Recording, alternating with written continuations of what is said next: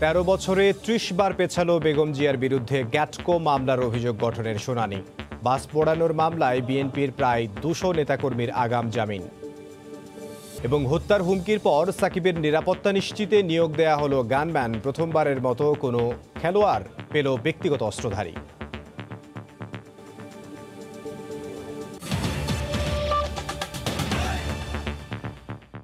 সময় সংবাদের সঙ্গে আছে এবার অন্যান্য প্রসঙ্গ। গত 13 বছরে 30 বার পেছালো বিএনপি চেয়ারপারসন বেগম জিয়ার বিরুদ্ধে গ্যাটকো দুর্নীতি মামলায় অভিযোগ গঠনের শুনানি। এবারে বেগম জিয়া অসুস্থতার কারণ দেখিয়ে আদালতে অনুপস্থিত হওয়ায় আদালত শুনানির নতুন দিন 22 ডিসেম্বর ধার্য করেন। বিএনপি চেয়ারপারসন বেগম খালেদা জিয়ার বিরুদ্ধে গ্যাটকো দুর্নীতি মামলায় অভিযোগ গঠনের শুনানির দিন ধার্য ছিল বুধবার। তবে এদিন অসুস্থতার কারণ দেখিয়ে আদালতে হাজির হননি বিএনপি চেয়ারপারসন। তার আইনজীবী জানান, করোনা পরিস্থিতির কারণে বেগম জিয়ার বাইরে বের হওয়া নিরাপদ নয়। এই কারণে সময় আবেদন করেন তার আইনজীবী। আদালত আবেদন মঞ্জুর করে 22 ডিসেম্বর পরবর্তী দিন ধার্য করেন। যেহেতু ম্যাডাম খালেদা জিয়া অসুস্থতাজনিত কারণে মুক্তি পেয়েছেন এবং তিনি এখনও অসুস্থ, এমনকি নিজের পায়ে দাঁড়িয়ে চলার অবস্থাও তার নেই, সুতরাং তার এই মুহূর্তে কোর্টে এসে হাজিরা দেওয়া কোনোভাবেই সম্ভব। অন্তরায় তারা তো দীর্ঘদিন থেকেই তারা সময় নিয়ে যাচ্ছে, খালেদা জিয়ার পক্ষে সময় নিয়ে যাচ্ছে এবং অন্যান্য আসামিরাও তাদের গ্রাউন্ড ছিল যে তারা বয়স্ক, তারা এই করোনার পিরিয়ডে আসতে পারবেন না এই সমস্ত গ্রাউন্ডে। ঠিকাদারি প্রতিষ্ঠান গ্যাটকোকে ঢাকার কমলাপুর আইসিডি ও চট্টগ্রাম বন্দরের কন্টেইনার হ্যান্ডেলিং এর কাজ পাইয়ে দিয়ে রাষ্ট্রের 14,56,37,000 টাকা ক্ষতি করেছেন। এমন অভিযোগে 2007 সালের 2 সেপ্টেম্বর দুর্নীতি দমন কমিশন বেগম খালেদা জিয়া সহ 24 জনের বিরুদ্ধে মামলা দায়ের করে। 2008 সালে এই মামলায় অভিযোগপত্র দেয়া হয়। মামলার 24 আসামির মধ্যে 6 জন ইতোমধ্যে মারা যাওয়ায় বর্তমানে আসামি 18 জন। মার্জিয়া মুমু, সময় সংবাদ, ঢাকা। গাড়ি পোড়ানোর মামলায় বিএনপি নেতা গয়েশ্বর চন্দ্র রায়, ইকবাল হাসান মাহমুদ টুকু, ইশরাক হোসেন সহ দলের প্রায় 200 নেতাকর্মীকে 1.5 মাসের আগাম জামিন দিয়েছেন হাইকোর্ট। এরপর তাদের আত্মসমর্পণ করতে হবে বিচারিক আদালতে। মামলা দিয়ে আন্দোলন বন্ধ করা যাবে না বলে মন্তব্য করেছেন বিএনপি নেতারা। আর জামিন আদেশের বিরুদ্ধে আপিলের সিদ্ধান্ত পরে নেয়ার কথা জানিয়েছে রাষ্ট্রপক্ষ। গাড়ি পোড়ানোর মামলায় আগাম জামিন নিতে 2 শতাধিক নেতাকর্মী নিয়ে সকালে হাইকোর্টে আসেন বিএনপি নেতারা। জামিন শুনানি শেষে বিএনপি নেতা গয়েশ্বর চন্দ্র রায়, ইশরাক, স্বেচ্ছাসেবক দল, যুব দল ও ছাত্র দলের প্রায় 200 নেতাকর্মীকে 5 জানুয়ারি পর্যন্ত আগাম জামিন দিয়েছেন উচ্চ আদালত। জামিনের মেয়াদ শেষ হলে তাদেরকে বিচারিক আদালতে আত্মসমর্পণ করতে হবে। এর মধ্যে প্রত্যেককে চিফ মেট্রোপলিটন ম্যাজিস্ট্রেট আদালতে ওনাদেরকে জামিননামা দাখিল করতে হবে, যেটা হচ্ছে আইনের শর্ত। এবং এই সময়ের পরে প্রত্যেককে ঢাকার মেট্রোপলিটন সেশন জাজ অর্থাৎ মহানগর দায়রা জজে সারেন্ডার করতে হবে। জামিন নিয়ে বের হয়ে বিএনপি নেতা ইশরাক হোসেন জানান, মামলা দিয়ে আন্দোলন বন্ধ হবে না। এইসব মামলা দিয়ে আমাদেরকে কোনোভাবেই দমানো যাবে না। বরঞ্চ আমি বলতে চাই, আমি সরকারকে ধন্যবাদ জানাতে চাই, আপনারা আমাকে মামলা দিয়েছেন। আমি এখন 10 গুণ উদ্দীপনা নিয়ে আমি এই আন্দোলনের সামনে। এদিকে রাষ্ট্রপক্ষের আইনজীবী জানান, জামিন আদেশের বিরুদ্ধে আপিল করা হবে কিনা সে বিষয়ে পরে সিদ্ধান্ত নেওয়া হবে। জাতীয় লিডার হওয়া সত্ত্বেও ওনাদের ডাইরেক্ট সহযোগিতায়, উপস্থিতিতে, নির্দেশে এরকম ধরনের ন্যাক্কারজনক ঘটনা ঘটছে। অনেক সরকারি সম্পত্তি, সরকারি বাস, বেসরকারি অনেক গাড়ি ভাঙচুর হয়েছে, অনেক অগ্নিসংযোগ হয়েছে, অনেক বোমা নিক্ষেপ হয়েছে, অনেক ধরনের বেআইনি কার্যক্রম হয়েছে। সেই জন্য আমরা সিরিয়াসলি ব্যাপারটাকে অপোজ করেছি। এই জামিনের বিরুদ্ধে আমরা আপিল করবো কিনা সে ব্যাপারে জন্মলগ্ন থেকেই নৈরাজ্য, হত্যা আর সন্ত্রাসের রাজনীতি করে আসছে বলে মন্তব্য করেছেন আওয়ামী লীগ সাধারণ সম্পাদক ওবায়দুল কাদের। সকালে সরকারি বাসভবনে ব্রিফিংয়ে তিনি আরো বলেন, মিথ্যাচার ছাড়া স্বাভাবিক কিছু বলতে পারে না বিএনপি। অপরাজনীতির জন্য বিএনপি রাজনৈতিক ভবিষ্যৎ বিপন্ন, তাই তারা আবোল তাবোল বকছে। দিনরাত দেশে বিদেশে তাদের গোপন মিটিং, সন্ত্রাসী কার্যক্রমে ইন্ধন, আগুন সন্ত্রাস, সামাজিক যোগাযোগ মাধ্যমে গুজব আর অপপ্রচার দেশ বিরোধী কার্যক্রম নয়। তারা সরকারের বিরোধিতা করতে গিয়ে দেশের ভাবমূর্তি নষ্ট করছে। মনোমুগ্ধকর সেই দৃশ্য দেখতে চোখ রাখুন সংবাদের শেষাংশে। হত্যার হুমকির পর বিশ্বসেরা অলরাউন্ডার সাকিব আল হাসানকে নিরাপত্তা নিশ্চিতে নিয়োগ দেওয়া হয়েছে একজন গানম্যান। নিশ্চিত করেছেন বাংলাদেশ ক্রিকেট বোর্ডের সিইও নিজামুদ্দিন চৌধুরী সুজন। এই প্রথমবারের মতো কোনো খেলোয়াড় পেলেন ব্যক্তিগত অস্ত্রধারী। ধারালো অস্ত্র উঁচিয়ে হত্যার হুমকি, যদিও বা অনলাইনে, তবে চোখের সামনে যে চলে আসবে না এমন দুষ্কৃতিকারী, ঘটাবে না কোনো অঘটন, তার নিশ্চয়তা কে দেবে? ঝুঁকি এড়াতেই হোম অব ক্রিকেটের সবুজ গালিচায় সাকিবের সঙ্গে দেখা গেল গানম্যানকে। ফেসবুক লাইভে এসে সাকিব আল হাসানকে হত্যার হুমকি দেওয়ার বিষয়টি হালকাভাবে নেওয়ার কোনো সুযোগ নেই বললেন বিসিবি সিইও। অবশ্যই বিষয়টা একটা উদ্বেগজনক। বিষয়টা জানার পরে তাৎক্ষণিক আমরা ব্যবস্থা নিয়েছি। আমরা সংশ্লিষ্ট যারা সরকারের ল এনফোর্সমেন্ট এজেন্সি আছে তাদেরকে আমরা বলেছি এবং ইতিমধ্যে আপনারা দেখেছেন যে তারাও ব্যবস্থা গ্রহণ করেছেন। নিষেধাজ্ঞা থেকে দেশে ফিরেই গণমাধ্যমের শিরোনামে বারবার সাকিবের নাম, কখনো উদ্বোধনের ফিতা কেটে, কখনো বা সীমান্ত পাড়ি দিয়ে। তবে কোভিডকালে এমন অবাধ বিচরণ প্রশ্নের জন্ম দিয়েছে অনেকের মনেই। বিশ্বসেরার জন্য বিসিবি কি শিথিল করেছে স্বাস্থ্যবিধির নিয়মগুলো? যখন আমাদের টুর্নামেন্টগুলো হয় তখন আমাদের সার্টেন রেস্ট্রিকশন থাকে। এখন যেটা ইনক্লুড হয়েছে একটা বায়োবাবল এনভায়রনমেন্টের মধ্যে টুর্নামেন্টের প্লেয়ার বা সাপোর্ট স্টাফ যারা থাকে তাদের পাস করতে হয়। যেহেতু এখন প্লেয়াররা একটা রিল্যাক্স সময়ের মধ্যে আছে, এর পরবর্তীতে আবার যখন টুর্নামেন্টটা শুরু হবে তখন আমরা অলমোস্ট সিমিলার বায়োবাবল এনভায়রনমেন্ট তৈরি করে আমরা যতটুকু রেস্ট্রিক্টেড এনভায়রনমেন্টের মধ্যে রাখা যায় সেটাই আমরা রাখবো। 24 নভেম্বর বঙ্গবন্ধু টি-20 কাপের মধ্য দিয়ে আবারও ক্রিকেট বিশ্বকে শাসন করতে নামবেন সাকিব আল হাসান। জুম্মান সাদিক, জ্যাভলিন, সময় সংবাদ, ঢাকা। 2 মাসের মাথায় আবারও করোনা উপসর্গ নিয়ে পরীক্ষা করাতে আসছেন রোগীরা। এদিকে স্বাস্থ্য অধিদপ্তরের হিসেবে বুধবার প্রকাশিত করোনার তথ্য জানিয়ে সংবাদ বিজ্ঞপ্তিতে জানানো হয়, গত 24 ঘন্টায় করোনায় মারা গেছেন 21 জন। এ নিয়ে দেশে মৃতের সংখ্যা বেড়ে দাঁড়ালো 6,275 জনে। 24 ঘন্টায় শনাক্ত হয়েছেন 2,111 জন। গত 24 ঘন্টায় কোভিড-19 নমুনা পরীক্ষা করা হয়েছে 16,469 জনের। এ পর্যন্ত মোট নমুনা পরীক্ষা হয়েছে 25,89,421 জনের। 24 ঘন্টায় নতুন শনাক্ত হয়েছে 2,111 জন। এ নিয়ে দেশে মোট শনাক্তের সংখ্যা 4,38,795 জন। কোভিড আক্রান্ত হয়ে 24 ঘন্টায় মারা গেছেন 21 জন। এ পর্যন্ত করোনা আক্রান্ত হয়ে মারা গেলেন 6,275 জন। করোনা থেকে 24 ঘন্টায় সুস্থ হয়েছেন 1,893 জন। সুস্থ হয়েছেন 3,54,788 জন। করোনার দ্বিতীয় ঢেউ ঠেকাতে সর্বস্তরে মাস্কের ব্যবহার নিশ্চিত করতে এবার মাঠে নেমেছে ঢাকা জেলা প্রশাসন। রাজধানীর বিভিন্ন স্থানে মোবাইল কোর্ট পরিচালনা করা হয়েছে। বুধবার সকালে রাজধানীর মানিক মিয়া অ্যাভিনিউ থেকে শুরু হয়ে মোবাইল কোর্টের বিশেষ অভিযান শুরু হয়। পরে ধানমন্ডির বেশ কিছু এলাকা, শুক্রাবাদ ও কলাবাগানে অভিযান চালানো হয়। এ সময় মাস্ক না পরার জন্য 100 থেকে 300 টাকা পর্যন্ত জরিমানা সহ বিভিন্ন ব্যবস্থা নেয় জেলা প্রশাসন। একই সঙ্গে মাস্কের ব্যবহার নিশ্চিতে নিম্ন আয়ের মানুষদের মধ্যে বিনামূল্যে মাস্ক বিতরণ করা হয়। এছাড়াও গণপরিবহনেও মাস্কের ব্যবহার নিশ্চিত করতে অভিযান পরিচালনা করা হয়। পাশাপাশি করোনা থেকে বাঁচতে মাস্ক ব্যবহারে উদ্বুদ্ধ করতে সচেতনতামূলক বার্তা দেওয়া হয়।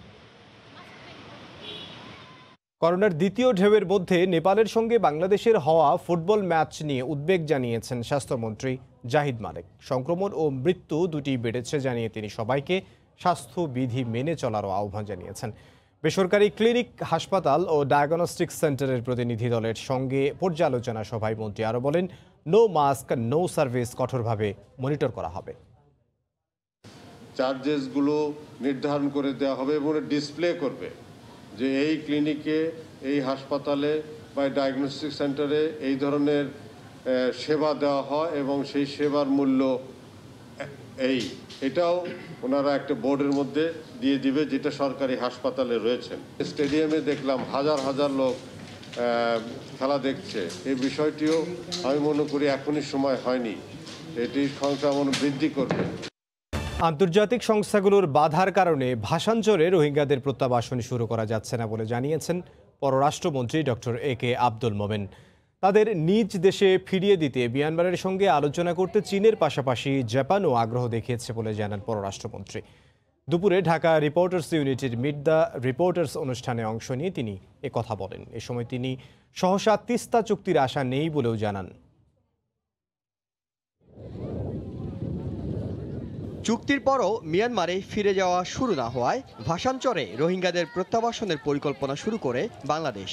তৈরি করা হয় উন্নত নতুন অবকাঠামো, তবে সেটাও আটকে আছে জাতিসংঘ, UNHCR এর মতো আন্তর্জাতিক সংস্থাগুলোর বাধার কারণে। এইসব আপত্তি কাটিয়ে প্রত্যাবাসনে দৃঢ় অবস্থানের কথা জানান পররাষ্ট্রমন্ত্রী। ইন্টারন্যাশনাল এনজিও, বহু এনজিও তারা ওখানে খুব বাধা দিচ্ছেন, বারবার বাধা দিচ্ছেন যে তিনারা মনে করেন যে এইটা একটা আইসোলেটেড আইল্যান্ড।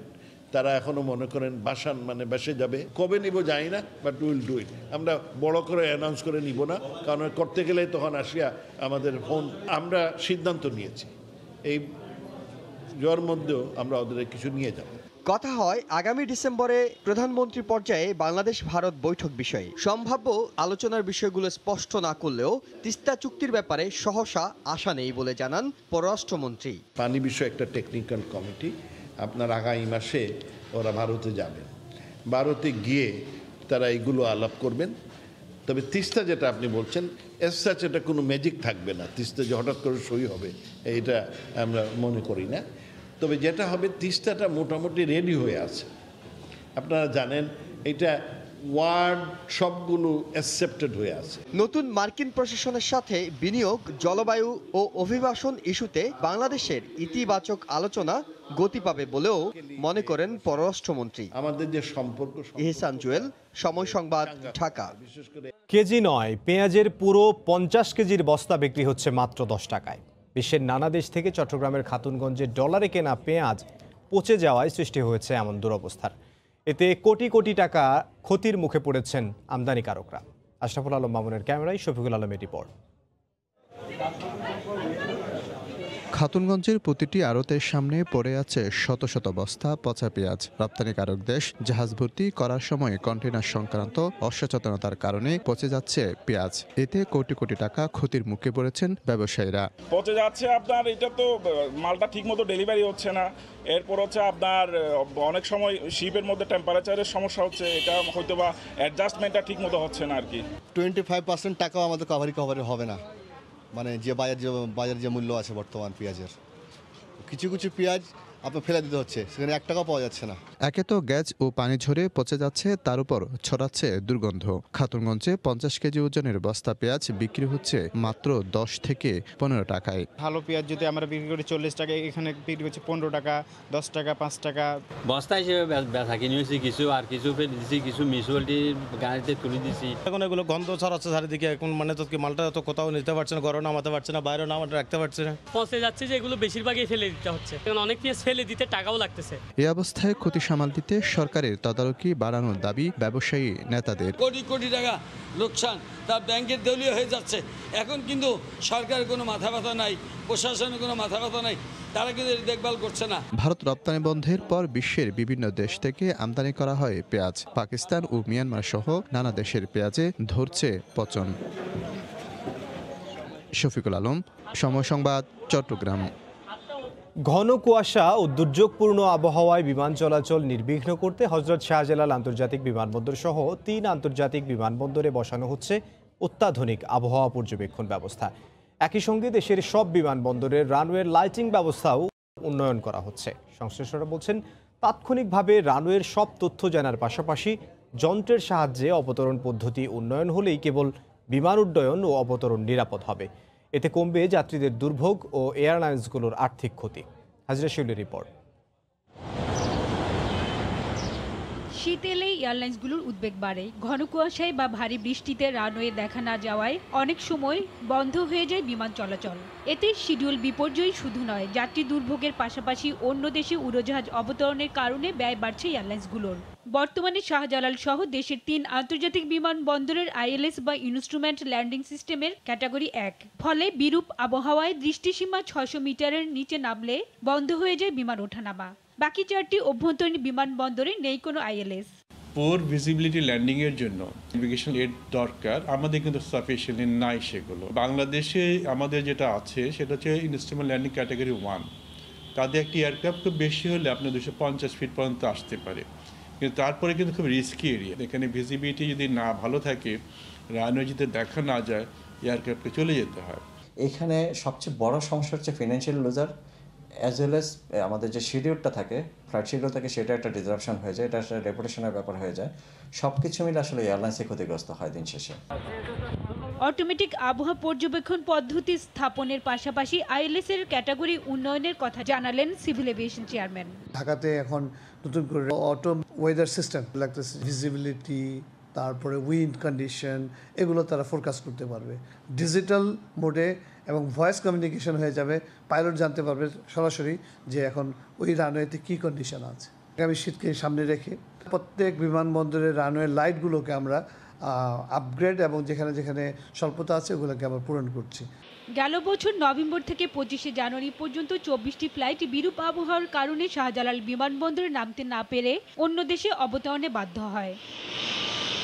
হাজার শিউলি, সময় সংবাদ, ঢাকা। দেশের বাইরের খবর জানাবো। আফগানিস্তান ও ইরাক থেকে সেনা কমিয়ে আনার ঘোষণা দিয়েছে ট্রাম্পের মেয়াদকালেই অন্তত 2500 সেনা দেশে ফিরিয়ে আনা হবে বলে জানানো হয়েছে। আর ঐক্যবদ্ধ হয়ে যুক্তরাষ্ট্রকে এগিয়ে নেওয়ার প্রত্যয় ব্যক্ত করেছেন নবনির্বাচিত মার্কিন প্রেসিডেন্ট জো বাইডেন। মঙ্গলবার ডেলোয়ারের উইলমিংটনে এক ভিডিও কনফারেন্সে জাতীয় নিরাপত্তা কাউন্সিলের সদস্যদের সঙ্গে আলোচনায় বসেন নবনির্বাচিত মার্কিন প্রেসিডেন্ট জো বাইডেন। বলেন, বিজয়ী হওয়ার পর থেকে অনেক দেশের রাষ্ট্রপ্রধানের সঙ্গে কথা বলেছেন তিনি। এ সময় যুক্তরাষ্ট্র আবারও সবাইকে নিয়ে এগিয়ে যাবে বলে আশ্বস্ত করেন বাইডেন।